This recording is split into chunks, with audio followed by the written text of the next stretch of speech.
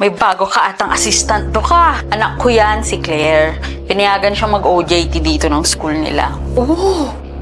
Ay, napakagaling nitong nanay mo, Claire. The best OB ever. Tinuturing niya anak yung mga pasyente niya. Nabola ka pa. Everything is normal, healthy si baby, pero you still have to rest para hindi magka-problema sa matres, okay? Okay, Doc, noted. Itago mo na rin to, another protection sa mga masasamang loob.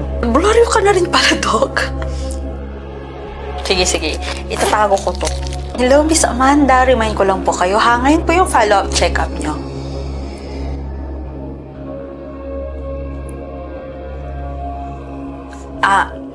Sir, hello po. Sino po sila? Tsaka, sino pong wala na, sir?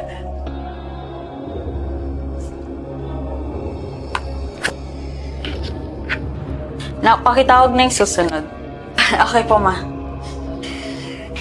Hindi ko pa rin masabi kina nanay, Dok, eh. Natatakot kasi ako na mapalayas nila. Tsaka hanggang ngayon, di pa rin nagsising-in sa akin na buntis ako. Ayaw lang panagutan ng tatay. Just take time hanggang sa maging ready ka na.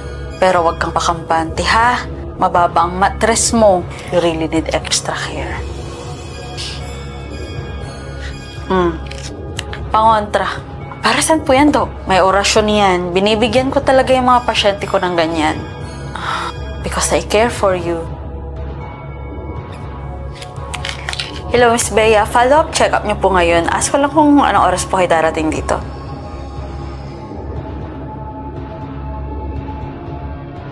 Po?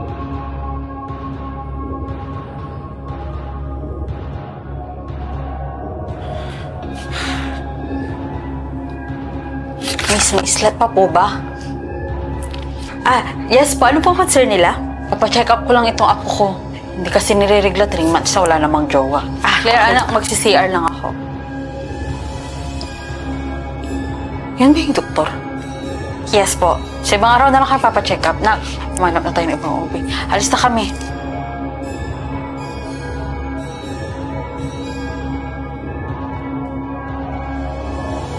Safe ito, anak. Binigay ito ng kaibigan kong astrologer. Ma, sunod-sunod ang nawawala sa mga pasyente mo. Antayin pa ba natin na lahat ng buntis dito sa lugar na ito mawala? Hindi na natin kasalanan kung hindi sila maingat at maalagang magbuntis. Huwag kang mag-alala sa akin, babe. Andito lang naman ako para kunin yung mga anting-anting na yun, eh. Yun lang naman ang alam kong dahilan kung bakit unti-unting namamatay yung mga pasyente ni Mama. Nakalimutan ko yung password ng clinic. Paano to? Kaya na bukas. Sige na, papasok na ako, ha? May tao sa loob.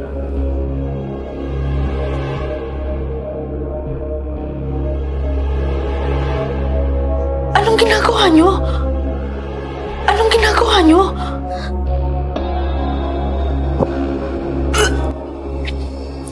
Anak?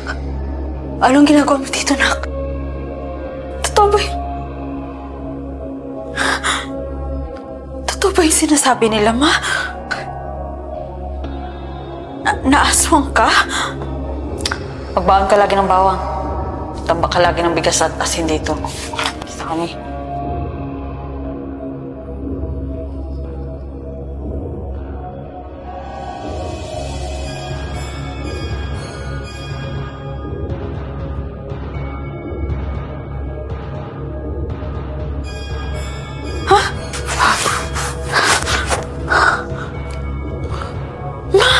Oo, lahi natin ang aswang, anak.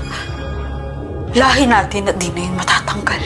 Hindi ka ba nahihiya na maramihan ang pangalan mo dahil sa ginagawa mo? Hindi. Wala akong pakialam, anak.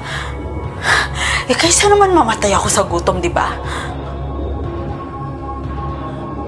Kaya mga pasyente ko na lang ang kinakain ko. Kinakahiya kita. Alam mo bang pagsapit ng 25 years old, magiging ganito ka din? Paano ka didiskarte para makakain? Ha?